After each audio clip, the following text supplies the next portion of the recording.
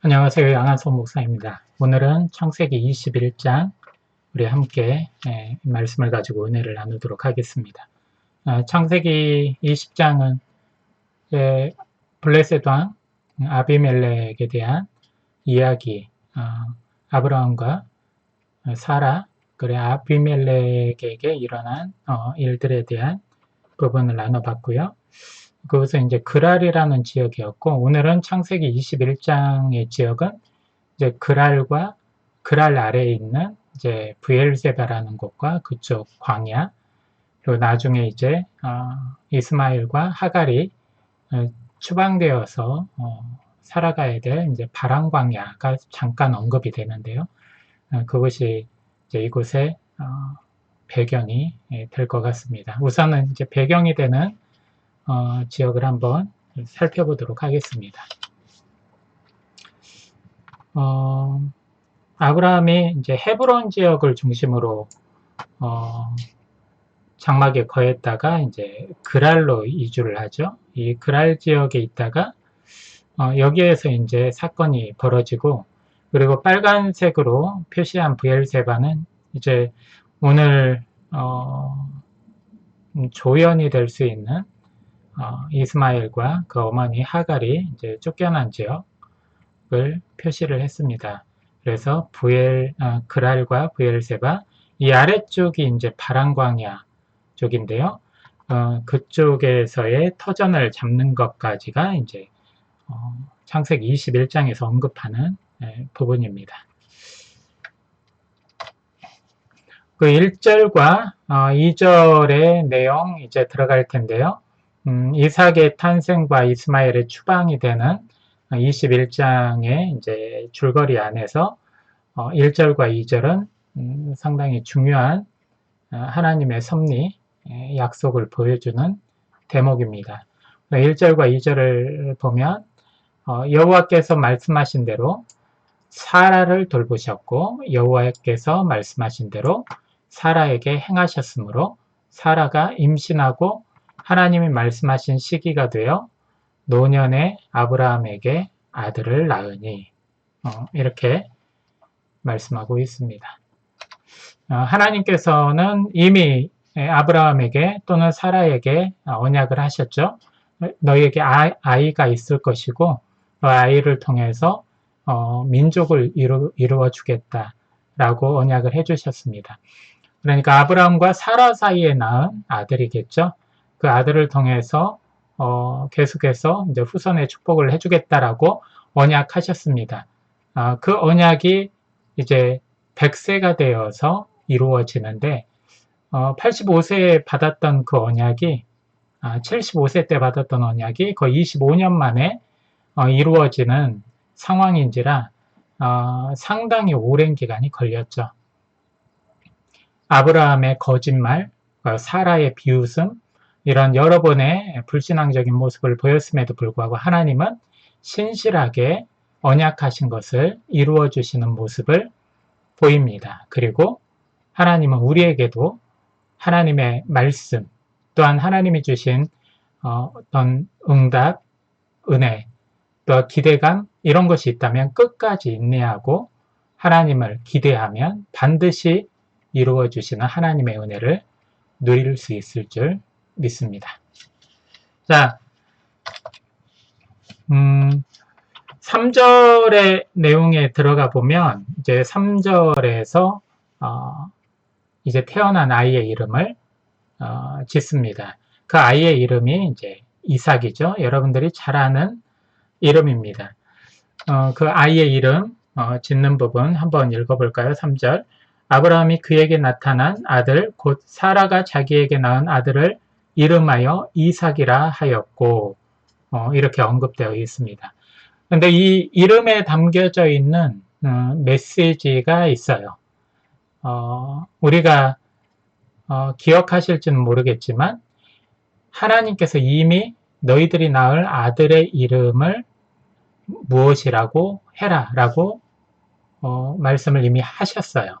그게 이제 창세기 17장 17절부터 19절까지 나오는 부분인데, 그 부분에 대해서 한번 볼까요? 아브라함이 엎드려 웃으며 마음속으로 이르되 100세 된 사람이 어찌 자식을 낳을까? 사라는 90세니 어찌 출산하리요? 하나님이 이르시되 아니라 내 아내 사라가 내게 아들을 낳으리니 그 이름을 이삭이라 하라. 라고 분명하게 미리 이름을 하나님께서 지어 주셨습니다. 자, 이걸 보면 지금 이 상황이 하나님께서 아이를 주시겠다고 했는데 믿지 않고 비웃고 속으로 그냥 이스마엘이라도 잘 키우게 해주십시오라는 그런 정황입니다. 그러니까 하나님 보실 때는 불신앙이죠. 불신앙에도 불구하고 끝까지 하나님은 약속을 이행하시기 위해서 언약을 재확인시켜 주십니다. 그런데 이 이삭의 이름, 이삭이라는 이름이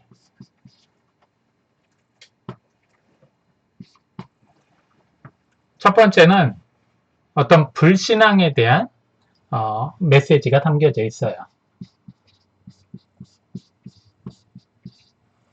다시 말하면 너희들이 지금 하나님이 말씀을 하셨는데 동일하게 두 번씩이나 비웃고 있어요. 웃으면서 아니 우리 같은 늙은이가 그리고 월경도 다 끊어지고 이제는 임신할 수 있는 생리적인 어떤 조건도 다 막혔는데 어떻게 아이를 낳을 수 있겠습니까? 라면서 속으로 아유 참 하나님도 참 재미있으시는 분이네 하면서 이제 웃으면서 믿지를 않은 거죠. 이런 불신앙, 그 불신앙의 모습을 보이자마자 하나님께서 이름을 지어주신 거예요. 뭐라고요? 이삭. 이것은 웃음이라는 뜻입니다.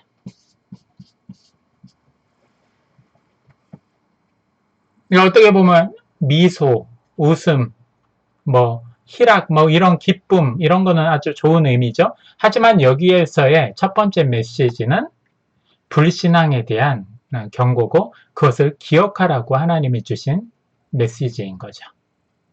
두 번째 또 메시지가 있어요. 두 번째는 희망의 메시지를 주신 거죠. 희망의 메시지.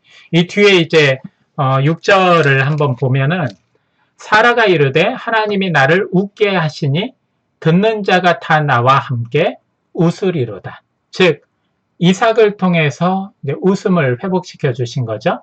그리고 이삭의 이름이 웃음이라는 것이기 때문에 그 안에 담겨져 있는 의미는 희망이고 앞으로 이삭을 통해서 기쁨이 넘쳐나고 웃음이 넘쳐날 일에 대해서 기대하게 하는 그런 메시지가 담겨져 있죠. 그래서 이삭의 이름 속에는 이 두 가지 메시지가 있습니다.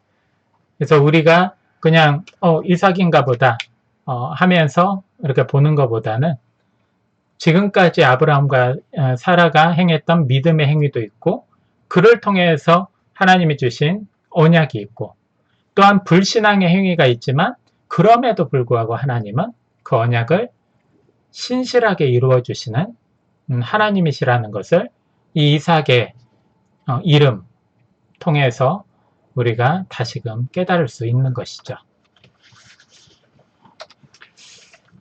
방금 이제 3절에 나와 있는 내용을 체크하면서 이름이 붙여진 걸 봤고 방금 읽은 불신에 대한 메시지는 지금 설명을 통해서 우리 함께 나눠봤고요. 또한 이제 6절에 설명 중에 나왔던 사라가 이르되 하나님이 나를 웃게 하시니 듣는 자가 다 나와 함께 웃으리로다. 이 말씀을 통해서 희망에 대한 메시지를 또한 우리가 알 수가 있습니다. 이 두 개의 메시지를 통해서 이제 우리의 신앙의 어떤 지금의 자세 그리고 신앙생활의 모습들 그것들을 다시 점검할 수 있는 것이죠. 이제 8절부터 이제 14절까지의 내용은 이스마엘의 이제 추방에 대한 내용이 나옵니다. 그런데 갑작스럽게 추방을 당하는 것이 아니라 거기에는 아주 멀리서부터 원인을 하나하나 찾을 수가 있는 것이죠. 한번 8절부터 14절까지 내용을 살펴보면 불신앙의 열매 이스마엘이라고 이렇게 기록을 했습니다. 창세기 16장 2절을 보면 왜 불신앙의 열매인지를 알 수가 있는데요.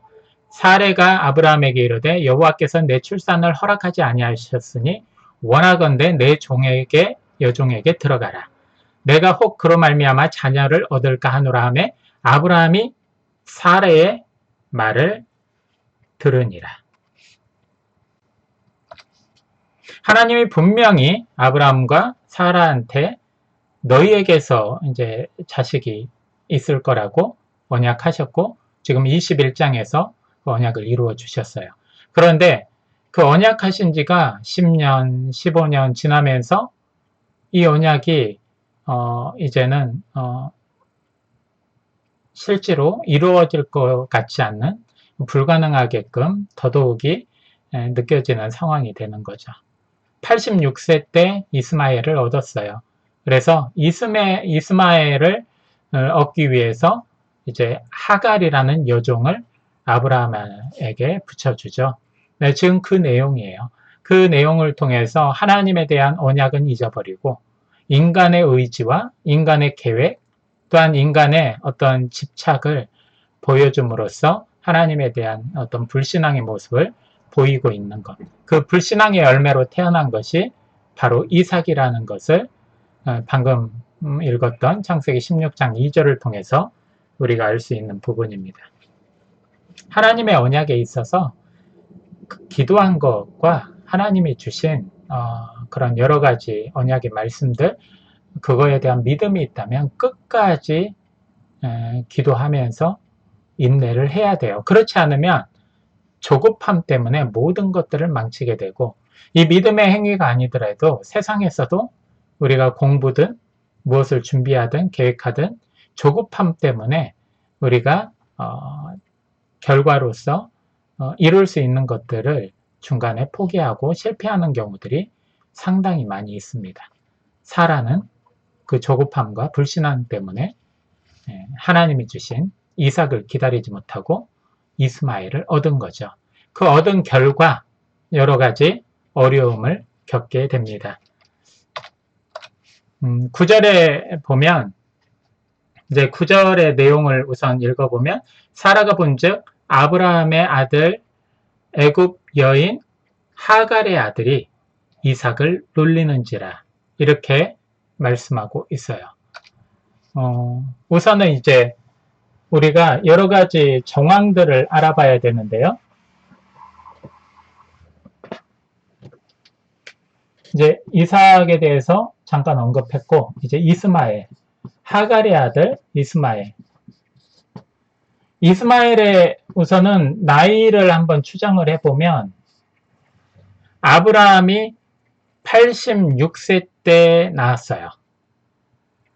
86세 때 낳았다고 했고, 지금 아브라함이 100세 때 이삭을 낳은 거죠. 그러면 지금 현재 이삭이 탄생 시 나이는 14살. 그렇죠? 그리고 이삭이 젖을 뗄 때쯤, 여기에 이제 나오죠. 8절에 아이가 자라매 젖을 떼고 이제 잔치를 벌이는 중에 사건이 터진 거예요. 이제 이스마엘이 이삭을 굉장히 이제 놀렸죠.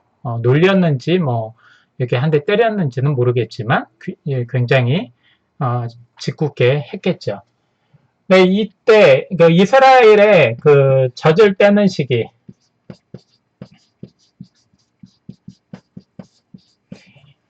이스라엘은 지금도 젖을 약 그 3세 내지 5세 때까지 젖을 물립니다. 그래서 이제 3에서 한 5세 정도, 고대에는 더더욱이 길게 수유를 했다고 그래요.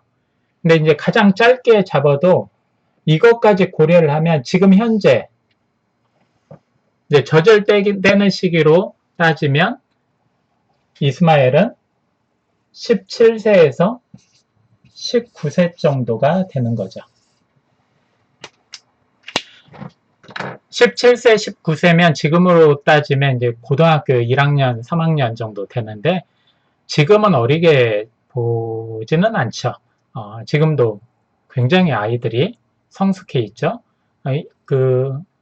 외모는 웬만한 어른들보다 더 등치가 좋죠.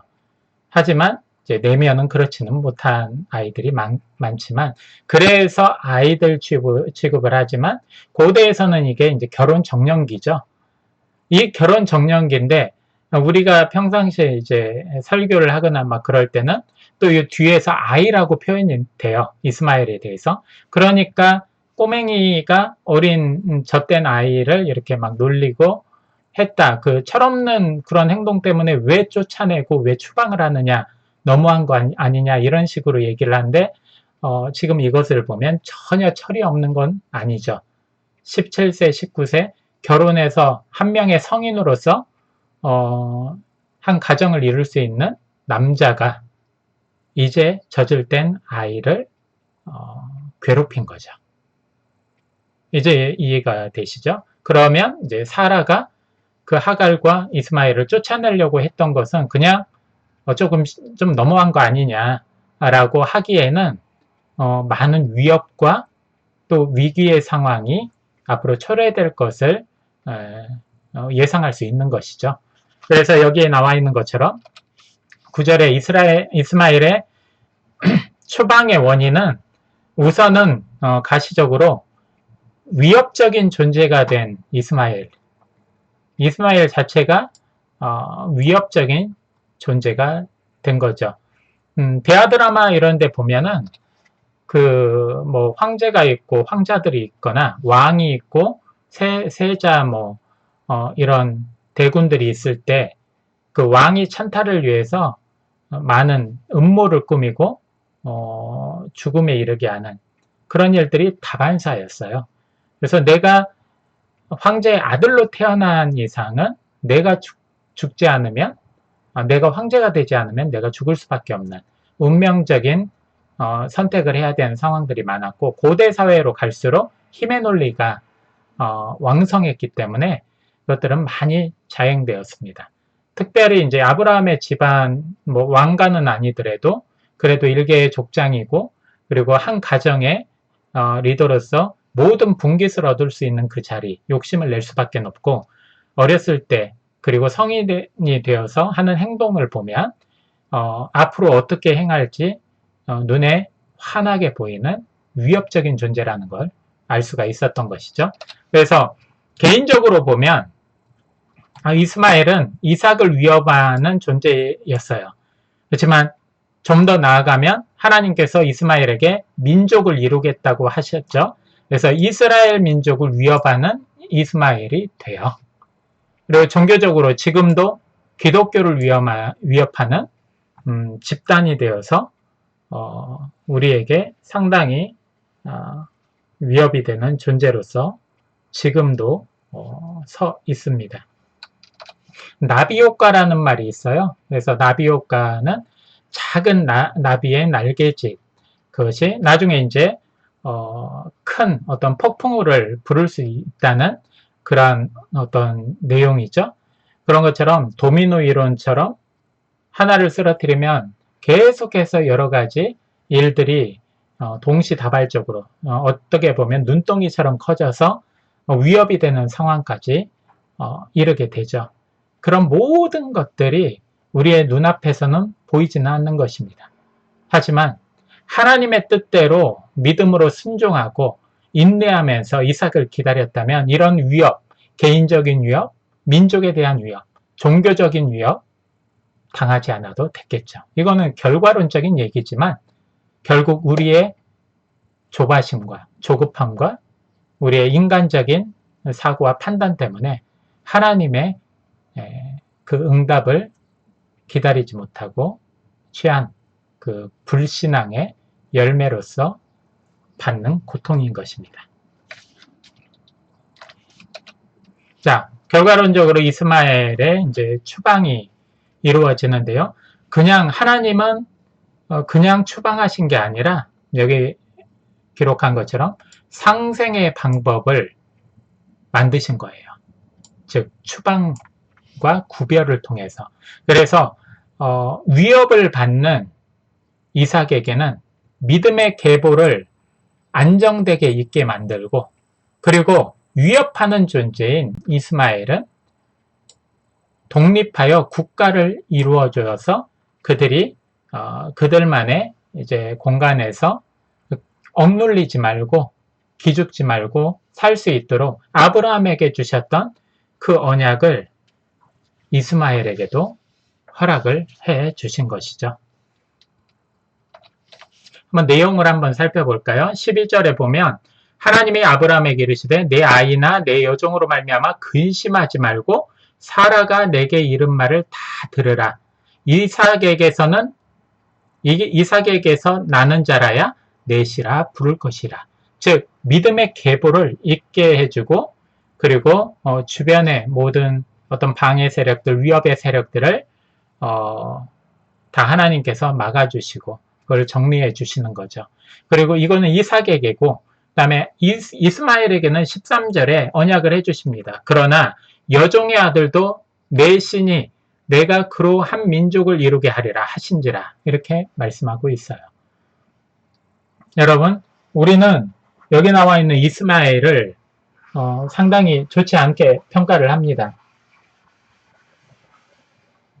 교회에서 우리가 설교 들을 때 이스마엘은 좋은 사람이에요, 이스마엘은 축복의 사람이에요, 이렇게 들어본 적 없죠. 그거는 우리 교회가 어떻게 보면 편협하게 가르친 거예요.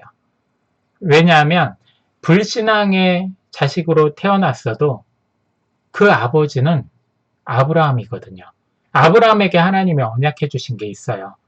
내 씨로 말미암아 왕성하리라, 왕성케 되리라, 민족을 이루리라, 뭐 왕들을 이루어 주리라, 그런 말씀들을 언약을 해 주셨어요. 아브라함의 씨, 그러니까 사라의 씨가 아니라 아브라함의 씨. 그러면 이스마엘도 그런 자격이 있어요. 지금 13절에서 네 아들도, 여종의 아들도 네 씨니, 네 씨라는 것은 네 자식이니 후손이니 그로 한 민족을 이루게 하리라. 그거에 대한 근거가 되는 말씀을 한번 보겠습니다. 창세기 17장 6절에 내가 너로 심히 번성하게 하리니 내가 내게서 민족들이 나게 하며 왕들이 내게로부터 나오리라. 분명히 하나님이 말씀하고 계세요. 그 중에 한 명이 이스마엘이고, 이스마엘은 뭐 이슬람의 조상 뭐 이런 식으로 처음부터 편협하게 가르치면 안 되죠. 하나님의 축복을 받은 자녀였고, 하나님의 축복을 지금 하나님이 신실하게 이행해주고 계세요. 중요한 건 이 하나님이 주신 것을 우리가 어떻게 취사 선택하고, 어떻게 하나님께 반응하고, 하나님께 감사하고, 하나님을 끝까지 따르고 그 말씀을 믿고 의지하면서 살아가느냐, 이게 중요한 건데, 이삭은 그렇게 했지만 이스마엘은 그렇게 하지 못했어요. 하나님이 이스마엘에게 어떻게 하셨는지 보면은 17절에 이제 쫓겨난 상태에서 이스마엘이 하나님을 부르죠. 17절 맨 뒷부분에 두려워하지 말라, 하나님이 저기에 있는 아이의 소리를 들으셨나니. 이제 물도 없고 먹을 것도 없어서 이스마엘이 이제 엄마하고 떨어져서, 그 어머니 하갈은 자기 아들이 아사하고 목말라 죽는 것을 보지 못하고 화살 이렇게 쏴서 떨어지는 정도의 거리, 길어야 한 뭐 70m, 100m 정도 거리에서 이제 살아있는지만 보고 넋을 놓고 있는데, 아이가 울부짖으면서 기도를 했겠죠. 아니면 뭐 울부짖고 있었겠죠. 하나님께서 이스마엘의 기도를 들으십니다. 하나님께서 응답을 하신 거예요. 우리가 생각하는 이슬람의 조상인 이스마엘의 기도를 하나님께서 신실하게 응답을 해주고 계세요. 왜? 방금 전에 그리고 이전에 아브라함의 축복해 주신 거, 그 아브라함의 씨, 자식으로서의 축복 또한 하나님께서 재확인시켜 주셨기 때문에 이스마엘의 기도에 응답을 해주시죠. 그리고 아브라함의 언약을 다시 한번 재확인시켜 주십니다. 18절 보면 일어나 아이를 일으켜 내 손으로 붙들라. 그가 큰 민족을 이루게 하리라 하시니라. 다시 한번 지금 죽음의 상황에서 사막에서 죽어가고 있는데 하나님께서 기도에 응답하시고 기도하니까 하나님이 나타나셔서 또 다시 널 살려주는 것뿐만 아니라 큰 민족을 이루게 하겠다라고 언약을 해주시는 거죠. 그리고 세 번째, 지금 물이 없어서 지금 죽어가잖아요. 하나님이 필요를 채우고 계십니다. 19절 하나님이 하갈의 눈을 밝히셨으므로 샘물을 보고 가서 가죽 부대에 물을 채워다가 그 아이에게 마시게 하였더라. 이제 앞으로 나오겠지만 이삭을 제물로 드릴 때 이삭을 드리려고 딱 하니까 아브라함아 멈추라고 하죠. 제물을 준비하셔서 눈을 뜨게 하셔서 그 제물을 보고 그 제물을 하나님께 드리게 하셨죠.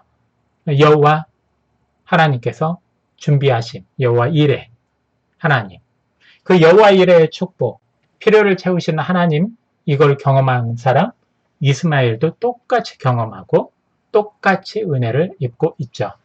마지막에 동행하시는 하나님,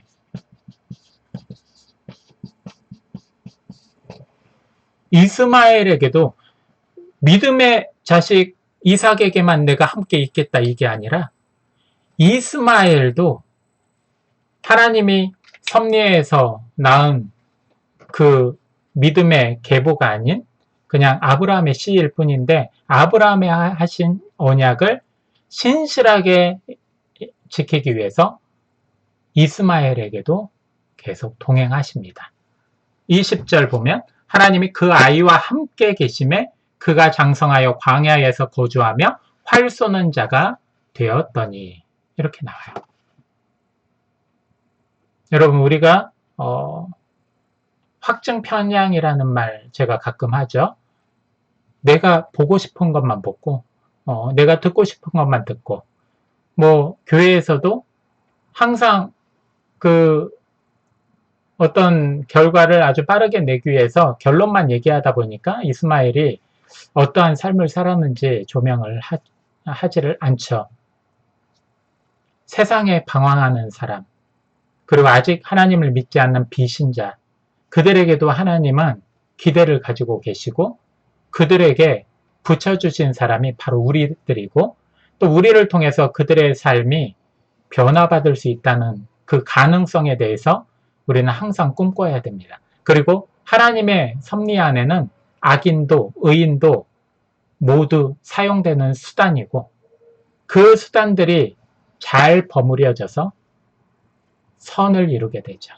그래서 하나님의 뜻대로 부르심은 입은 자들, 그 하나님의 뜻은 강권적이어서 믿는 자나 믿지 않는 자나 부르심을 받을 수가 있고 합력해서 선을 이루는 것입니다. 자, 그러나 이제 21절에 보면 결국 이스마엘은 타락을 해요.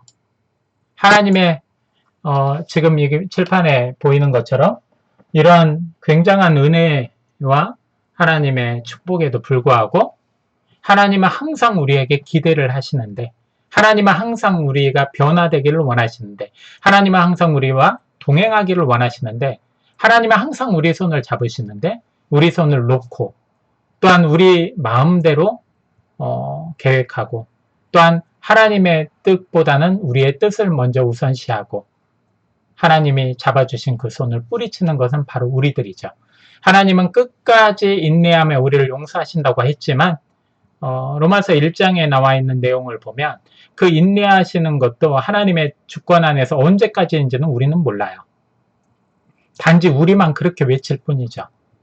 불의한 자는 불의한 대로, 음란한 자는 음란한 대로, 거짓 가운데 있는 자는 거짓 가운데, 탐욕 가운데 있는 자는 그냥 탐욕 가운데 내버려 두시고 하나님은 무관심하시는 사람도 있다는 거예요.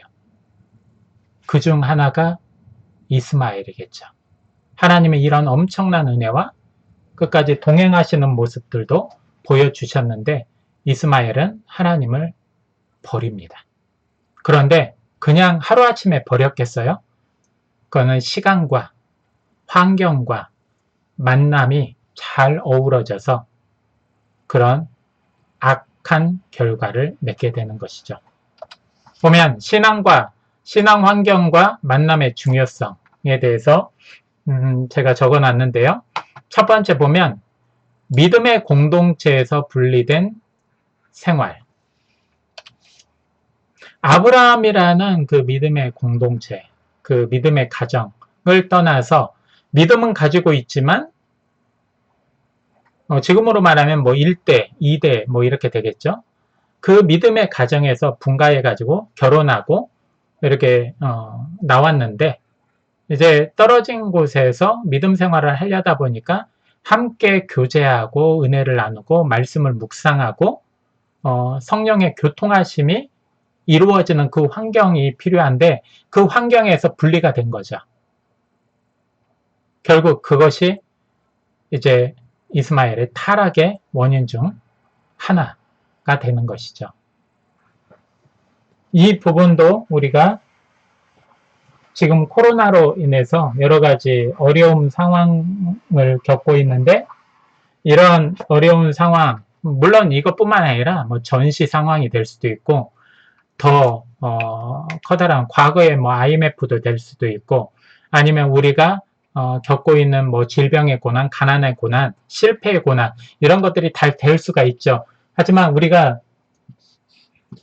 타락의 원인이 되는 부분, 즉 믿음을 잃게 되는 부분이 바로 이 믿음의 공동체에서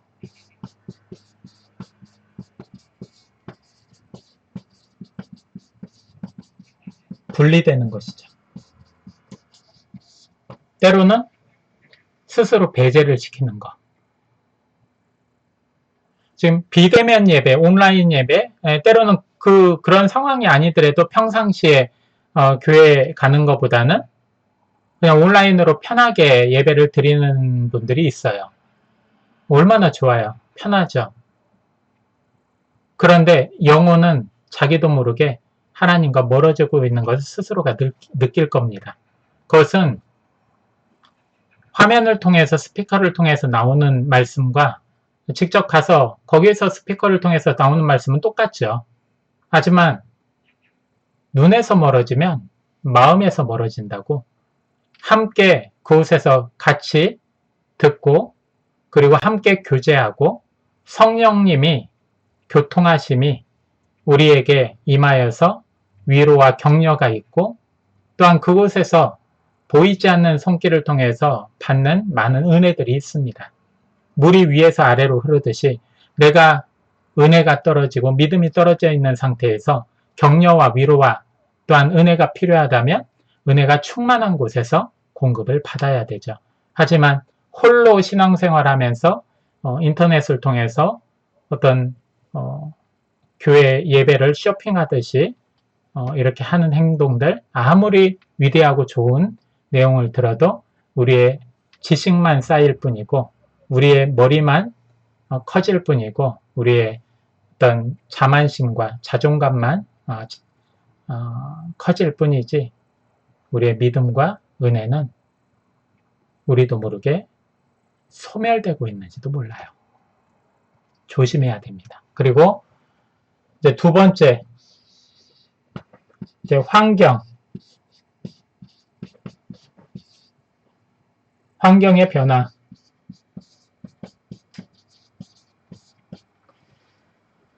아브라함과 함께 있을 때는 믿음의 가정 안에서 이렇게 잘 살았죠. 영향을 받고 때로는 자신이 절제하게도 되고. 그런데 어머니도 애굽 사람, 나중에 만나는 이제 부인도 아내도 애굽 사람. 그러니까 우상을 섬기는 민족의 두 여인이 어머니와 아내로서 옆에서 영향을 미치고 있기 때문에 이거는 절대적으로 믿음이 심지가 굳게 뿌리내린 사람도 이런 환경에서 굉장히 힘들거든요. 이런 환경이면 앞서 말한 믿음의 공동체에서 여러 가지 지원 사격을 받고 우리 포도나무 비유처럼 그 가지에 접붙임을 받아서 계속 성령의 생수를 공급받으면서 힘을 얻어서 이 애굽 출신일지라도 변화를 일으킬 수 있는 어떤 힘이 될 수 있지만 이스마엘은 그 정도의 믿음을 가지고 있지 않았던 것 같아요. 환경, 가정 환경, 어떤 직장의 환경, 또한 사회에서의 여러 환경 굉장히 중요합니다. 만약에 나 혼자 신앙생활을 하는 거라면 더더욱이 믿음의 공동체, 우리가 말하는 예수 그리스도를 구주로 믿는 그 교회라는 공동체, 그냥 허울만 좋은 교회가 아니라 형식적인 신앙과 자기를 내세우는 바리새인과 같은 존재들이 있는 교회가 아니라 헌신하고 하나님을 사랑하고 이웃을 사랑하고 내가 먼저 섬기고 그런 예수 그리스도의 향기가 묻어나는 그런 공동체에서 은혜를 받고 성령의 교통하심을 통해 성령의 재충만을 받아서 이 환경의 여러 가지 어려움들을 극복하는 어떤 원동력을 우리가 늘 공급받아야 됩니다. 하지만 이스마엘은 그렇지 못했기 때문에 타락을 한 거죠. 그리고 많은 원인들이 있지만 시간이 갈수록 가지고 있던 믿음은 계속 바닥이 드러나게 됩니다. 우리의 신앙생활은 어떤 물을 역으로 거슬러 올라가는 어떤 배에 탄 상황이라고 보통 설명을 합니다. 그래서 우리가 신앙생활을 하면서 계속 노를 저어야지 앞으로 전진할 수 있는데 우리가 잠깐 쉬면 그 자리에 있는 게 아니라 역으로 가고 있기 때문에 뒤로 밀려가게 되죠. 반대로 방향을 잘못 잡아서 내려가는 쪽으로 노를 저으면 속도가 빨라지고 파죽지세로 내려가는 것 같고 성공하는 것 같고 형통하는 것 같지만 결국은 위험의 구렁텅이 그리고 심판의 구렁텅이 그리고 그 절벽 가운데 죽음으로 가는 더 빠른 길을 선택한 것일 뿐이죠. 중요한 것은 우리가 열심히 믿음의 경주를 하면서 노를 저으면서 기도와 간구 또한 말씀에 대한 묵상 그리고 성도 간의 교제 꾸준히 이루면서 우리가 은혜를 공급받을 때 이 세상의 어떤 공격 그리고 타락에서 우리가 안전할 수 있다는 것이죠. 그런 요소들이 빠진 이스마엘은 결국은 타락을 하게 됩니다. 그리고 이스마엘과 그의 후손들은 하나님을 버렸고 하나님을 대적하는 민족이 된 것이죠. 하나님을 향한 그 믿음과 하나님의 은혜가 없는 축복. 지금 이스마엘은 축복을 받았는데 하나님의 향한 믿음도 없었고 하나님의 은혜가 이제 이 구분된 땅에서는 없었던 것이죠. 결국 그게 축복처럼 보이지만 결국 자신의 생명뿐만 아니라 많은 후손들의 그 영혼의 생명까지도 잃게 만드는 저주가 된 것입니다. 이제 창세기 21장을 마치면서 한번 우리가 묵상하길 원합니다. 나는 믿음의 공동체에 마음을 쏟고 있는가? 몸은 믿음의 공동체에 있으면서 마음은 세상을 향하고 있지 않은가, 이걸 한번 묵상해보고, 여기 나와 있는 것처럼 나는 하나님의 말씀을 진정으로 믿고 있는가, 하나님의 언약을 기대하고 있는가, 다시 말하면 하나님의 은혜를 기대하면서 예배를 드리고 있는가, 이런 부분을 오늘 묵상해 보기를 원합니다. 예수님은 지금도 우리에게 도전을 주고 계십니다. 마태복음 10장 28절, 예수께서 이르시되 가라, 내 믿은 대로 될지어다. 우리가 하나님 말씀을 믿고 또한 하나님의 언약을 믿고 기대한 그대로 여러분들에게 반드시 이루어질 것입니다. 오늘 여기까지 창세기 21장을 마치고 다음 시간에는 창세기 22장 하나님의 시험에 대해서 함께 나누도록 하겠습니다.